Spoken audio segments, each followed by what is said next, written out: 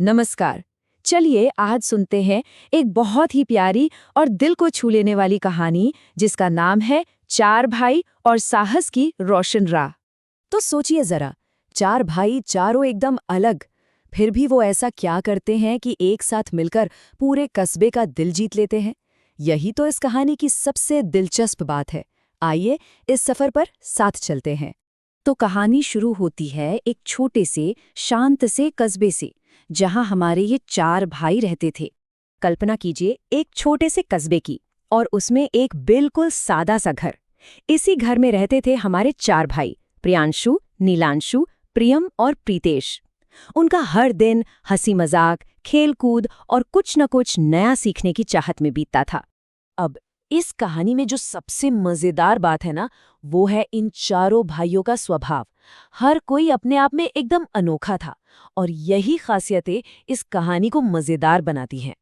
तो इससे पहले कि हम एक-एक करके सबसे मिले, चलिए एक छोटी सी झलक देख लेते हैं।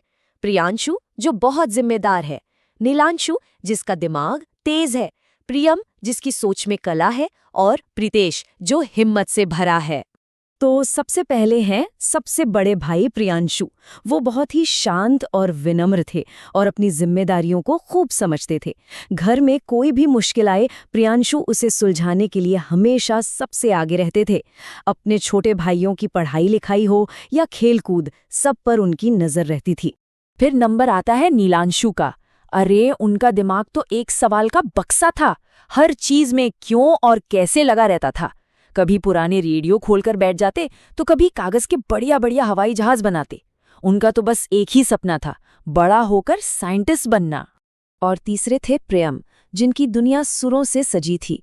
उन्हें गाने का इतना शौक था कि जब वो गाते तो उनकी मीठी आवाज से पूरा घर मानो खुशी से झूम उठता था। और आखिर में सबसे छोटा पर जोश में सबसे बड़ा प्रीतेश। दौड़ने में, फुटबॉल में, क्रिकेट में, हर खेल में वो माहिर था। लेकिन उसकी असली पहचान थी उसकी हिम्मत और उसका आत्मविश्वास, जो कभी कम नहीं होता था। तो इन चारों की जिंदगी अपनी ही धुन में चल रही थी। लेकिन फिर एक दिन कस्बे में एक ऐसी घोषणा हुई जिसने इन चारों को एक साथ एक नई चुनौती दी, और एक बहुत बड़ा मौका भी। कस्बे में होने वाला था एकता उत्सव। ये एक ऐसा खास कार्यक्रम था जिसमें हर परिवार को एक टीम की तरह साथ मिलकर समाज के लिए कोई अच्छा काम करना था। तो भाई चारों भाइयों ने तो ठान लिया कि हिस्सा तो लेना है। पर असली सवाल तो ये था कि ये चारों मिलकर करेंगे क्या? किस एक काम पर सबकी सहमति बनेगी? और जानते हैं उन्होंने क्या फैसला किया? उन्होंने चुना कस्बे के उस पुराने भूले बिसरे पुस्तकालय को, और तय किया कि वो उसे साफ करेंगे और उसे एक बिल्कुल नया रूप देंगे। और बस यहीं से शुरू हुई उनकी असली कहानी, साथ मिलकर कुछ कर दिखाने की। देखते हैं कि कैसे इन चारों ने अपनी अलग अलग ताकतों को एक साथ मिलाया। जैसा कि उम्मीद थी, जिम्मेदार प्रियांशु ने कमान संभाली। उन्होंने एक सीधी सादी लेकिन बहुत असरदार योजना बनाई। सबसे पहले क्या क्या करना है उसकी लिस्ट बनी। फिर हर किसी को उसकी खूबी के हिसाब से काम सौंपा गया, और फिर सब मिलकर काम पर लग गए। नीलांशु अपने वैज्ञानिक दिमाग के साथ जुट गया काम पर। उसने लाइब्रेरी की सारी पुरानी टूटी फूटी अलमारियों की मरम्मत करने की जिम्मेदारी ली और अपनी समझ से उन्हें दोबारा ठीक कर दिया। उधर प्रियम ने अपनी कला का जादू चलाना शुरू कर दिया। उसने सूनी दीवारों पर खूबसूरत चित्र बनाए और उद्घाटन वाले दिन के लिए एक बहुत ही प्यारा गीत भी तैयार किया। और हमारा बहादुर प्रीतेश, वो अपनी पूरी ताकत से काम में लग गया। भारी भरकम मेजों को खिसकाना हो या कोने कोने की सफाई करनी हो, प्रीतेश ने हर काम में अपना पूरा जोर लगा दिया। हाँ, ये सब इतना आसान भी नहीं था। काम करते करते थकान तो होती ही है, कभी कभी आपस में थोड़ी बहुत नोक-झोंक भी हुई, लेकिन उनका मकसद एक था, और इसी एकता ने उन्हें रुकने नहीं दिया। और अब आता है कहानी का वो हिस्सा जहां उनकी मेहनत रंग लाती है। अब देखते हैं कि उनकी इस कोशिश का नतीजा क्या निकला और कहानी हमें क्या सिखाती है।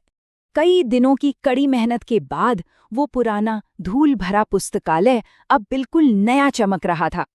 जब उद्घाटन के दिन दरवाजे खुले तो कस्बे के लोग बस देखते रह गए। सबने उन चारों भाइयों की जी भर कर तारीफ की।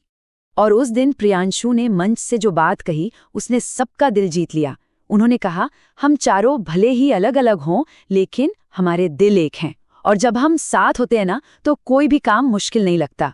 तो देखा, इस कहानी की सीख कितनी सीधी और सच्ची है कि हिम्मत, प्यार और एकता में वो ताकत है जो सबसे अंधेरे रास्तों पर भी रोशनी कर सकती है।